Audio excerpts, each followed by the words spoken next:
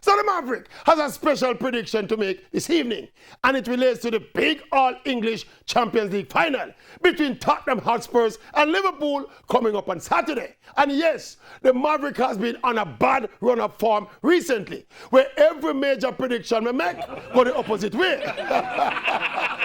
But I shall not relent in my fair and fairness analyses that lead me to my generally accurate predictions. Now, the truth be told, Liverpool are the favourites going into this final.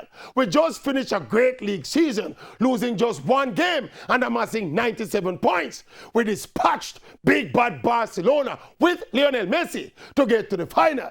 We have Sadio Mane and Mohamed Salah, two of England's top 3 goal scorers this season.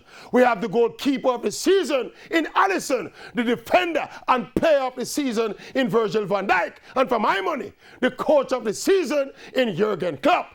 So many things going for Liverpool, while Tottenham Hotspurs are first-time Champions League finalists, having major injury worries. They lost twice to Liverpool in the league. They are definite underdogs and are expected to lose. But all things considered, the winners of the 2019 European Champions League title will be